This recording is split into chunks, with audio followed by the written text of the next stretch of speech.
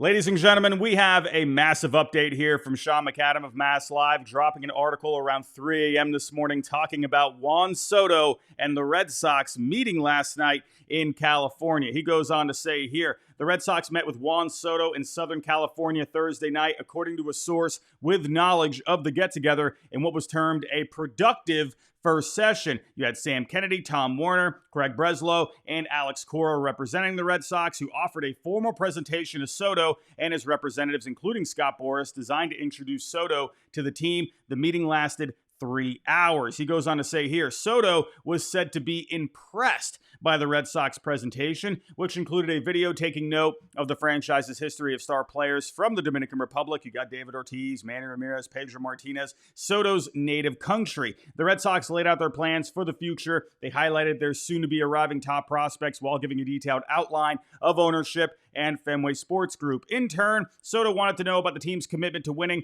player evaluation methods, and Fenway Park and its facilities. Now, when it comes to the Red Sox chances of landing Juan Soto, one of the top players in the game today, a future Hall of Famer in my opinion, I'm going to go somewhere in the 5 to 10% range. I still think the Yankees and the Mets are in the driver's seat. Obviously, the Yankees would love to have him back. They just made it to a World Series with him. He just had a career year with them. They would love to keep the modern-day Mickey Mantle, Roger Maris intact alongside Aaron Judge. No doubt about it. There is no question that the Yankees should bring him back. Now, the Mets, you got to look out for them as well. They just had a lot of money coming off the books, and they already have a lot of money to begin with. Steve Cohen is absolutely motivated to build a winner here in Queens. They had a great year.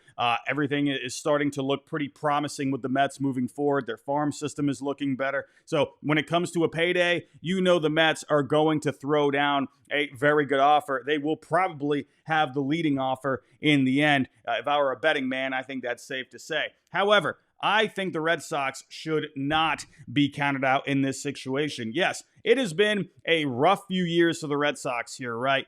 They have not really done anything in free agency. They haven't really made the big splashes on the trade market, since going back here to, 2016 when they brought in David Price. They traded for Chris Sale, Craig Kimbrell then, and helped them win a world, and signed JD Martinez to help them win a World Series in 2018. Over the last few years, or last year, you heard the full throttle comment, and then nothing ended up happening, right? But I wouldn't count out the Red Sox here. You got some talent on the Major League roster, like Rafi Devers, Jaron Duran, Tanner Houck had a breakout year in the rotation. You got the big four in the farm system, Roman Anthony, Marcelo Meyer, Kyle Teal, and Christian Campbell. There's a lot to be excited about with the Red Sox. And I'll also say this, say what you will about John Henry over the last few years. People have been questioning whether he's still committed to the Red Sox. But over the years, when he wants something done, he usually gets it done, right? Daisuke Matsuzaka, back after the 2006 season, they brought him in. He was a highly touted pitcher from Japan, and there was a lot of competition for him, but the Red Sox landed him. They put forth a big offer at the time. It was $51 million, but at the time, that was massive for a pitcher from Japan. Go back to when they brought in Carl Crawford. Yes, that was a bust of a signing, but no one saw that one coming. But the Red Sox, coming off a down 2010 season, they wanted to get back into postseason contention, and they went out there and made a big signing like this, also traded for Adrian Gonzalez and extended him as well. Like I said earlier, you had David Price. They wanted to bring John Lester back, but in the end, he went to the Cubs. So, hey, John Henry, he said, okay, hey, we gotta go get a guy for the rotation. We just lost Lester, and he brought in David Price, ended up helping them win the World Series in 2018. So, yeah, of course, I'm going to give the edge right now to the Yankees and the Mets, and I think a lot of people would agree it's going to come down to these two teams, but I'm not going to count out my Red Sox. Is this Draft Nick Robbie talking? I don't know, maybe, but I think with the Red Sox, they're about to get back into a firm competitive window. I absolutely think there is a chance that Juan Soto can come here. Do they have the biggest chance? I would say no at this point, but you never know how these things can go. But Juan Soto, we got to keep our eyes on this. Let's move on to some Garrett Crochet news. And John Heyman dropped an article last night talking about a possible trade. He says here, rivals predict they will receive a blue chip prospect and probably more. The Dodgers and Phillies are among teams at the forefront of talks. As USA Today's Bob Nightingale reported, the Orioles, stocked with the best collection of young position players, are in. So are the Mets, as the Post first reported. Now, we also had Chris Getz talking with Bruce Levine of 670 to the Score not too long ago, saying they want position players in trades. So when you take a look at a team like the Philadelphia Phillies, they're looking to, kind of tinker with this roster a little bit this offseason. I don't expect them to go out there and drop big money on a free agent like Juan Soto. I expect them to be more active in the trade market. Maybe someone like Alec Boehm can be a trade piece this offseason to kind of help tinker, the rest of the roster. But with the rotation, yes, they have a very good rotation. They've had some great starting pitching over the last couple of years, but adding someone like Crochet, that would be a dynamite 1 through 3. Wheeler, Nola, and Crochet. Are you kidding me? And they definitely have the prospects to get it done. Dave Dombrowski has always been active in the trade market. You got guys like Andrew Painter. Now, I don't think Andrew Painter will be moved in a deal.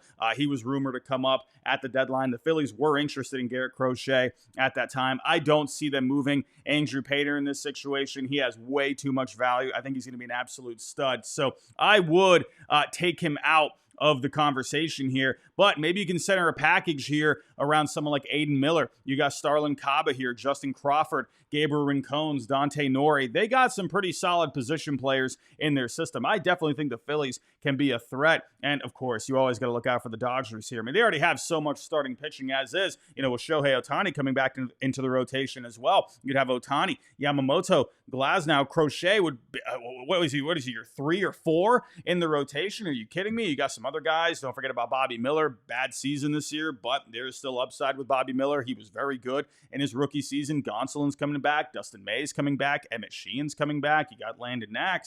But hey, the Dodgers are always looking to get better. They got position players in their system. Now, it was reported at the deadline that the White Sox wanted Dalton Rushing, and the Dodgers said absolutely not on that. But maybe they could do a package revolving around someone like Josue DePaula. If not him, maybe a major league ready guy like Andy Paez, who has a lot of control left until free agency. He has 5 more years of control. Maybe you can build a package around him, maybe throw in a few more prospects here, and that can get it done. And John Heyman, he mentioned the Orioles as well, especially if Corbin Burns ends up going elsewhere. You're going to need to add something to this rotation. Sure, Eflin Rodriguez, but you need another guy here, and I think the Orioles can make something happen here. Now, when it comes to Sammy Basayo, Kobe Mayo, I feel like those guys are going to be too valued by the Orioles. I probably don't see them giving these guys up, so I'd probably take them off here. But maybe you can build a package around someone like Heston Kjerstad, maybe throw in Enrique Bradfield Jr. in there.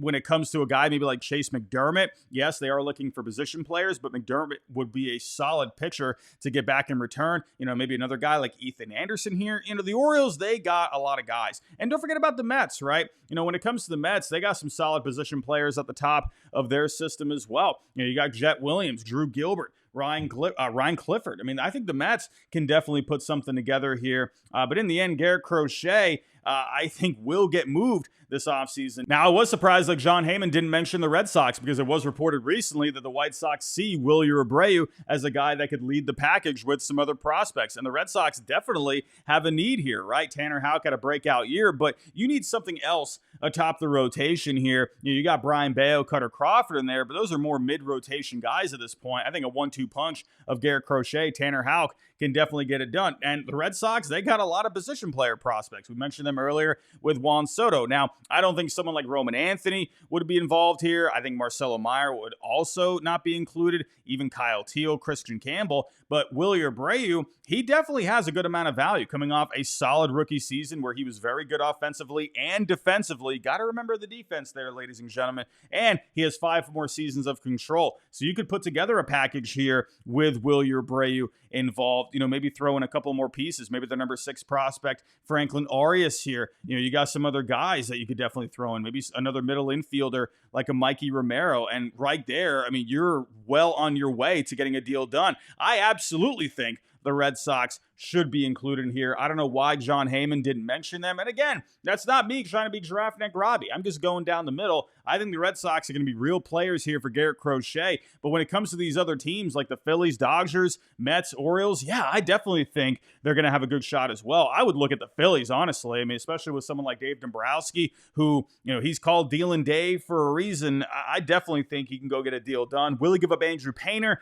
I don't think so. But they got the position player prospects to get it done. Let's wrap this up with Roki Sasaki. Now, Jim Bowden put out an article yesterday on The Athletic talking about a few reasons why the Dodgers might not land the young phenom from Japan. Now, Jim Bowden has definitely had his swing and misses in the past. We've had some fun with Jim on this channel before, but in the end, he does know some things out there, and I found this article to be interesting. Now, he listed a few reasons here. The first reason being the international bonus pool. Now, if he is posted after December 15th, which is when the bonus pools reset, pretty much all teams are going to have a shot for him. Really, when it comes to the money, he's not going to be getting a big money contract. So there's not really going to be a lot of differentiation when it comes to the offers out there. Really, it's going to come down to, preference for him. What kind of an environment does he want to be in? That's really what it's going to come down to. And I would imagine, too, he would like to go to a team that's going to be in contention. Now, the next reason here is he talks about the endorsements, right? He talked about how, with the Dodgers, they already got Shohei Ohtani and Yamamoto. But he pointed out here that Kadai Senga of the Mets is actually drawing more endorsement deals than Yamamoto, because Yamamoto is kind of in Ohtani's shadow over there. So if endorsements are a big deal to Roki, then, that's something to consider there. Now, another reason he pointed out here was the Padres and how Yu Darvish is with them, and they've been close for a while. Darvish can be, a good mentor for Roki Sasaki. So I wouldn't be surprised at all if he ended up going to the Padres. I still think you got to call the Dodgers the front runners here, just because it's not just Ohtani and Yamamoto. They got great pitching development there. I mean, they're in contention every single year. Obviously on the West Coast. Yeah, the Dodgers got a lot riding for them for Roki, but I would not count out the Padres, right? AJ Preller has been hot on his heels for a long time now, and they do have a need in the rotation, especially with Joe Musgrove needing to get Tommy John surgery. And like I said, you got Yu Darvish there, so he has that mentorship there. And then they have good player development in San Diego. And I would also look out for some teams like the Mariners. They got a homegrown rotation, for crying out loud. They develop pitching very well there. Even a team like the Tigers, right, had the chaos pitching staff this year, but they've done very well with their pitching development. Eric Skubal probably winning the Cy Young this year. Jackson Jobe, number one pitching prospect in all of Major League Baseball. And, I know the Rays, they're going to be playing at Steinbrenner Field this year, but they've done a great job with their pitching development. And that was another thing he mentioned in this article, where, there's going to be a lot of media presence for Roki. So if that's something that, he's concerned about, then I can see him going to a small market. He's very young. He might want to just not be in the big market at this point. Maybe he wants to start off somewhere, like the Rays or the Tigers, somewhere where you're not going to have much of a market. And then, once he's gotten his feet wet, once he's gotten his feet planted in the major leagues, he can go sign with the Dodgers, when he's 29, 30 years old, whatever it may be. So in the end, it's going to be interesting to see what happens with Roki. But let me know all of your thoughts down below in the comments. What are your thoughts on Juan Soto at this point? Garrett Crochet, Roki? Tell me where you think those guys are going to end up. But everyone, that's all I got for right now. If you can on the way out, hit that like button for me. Subscribe if you're new, and I'll talk to you next time.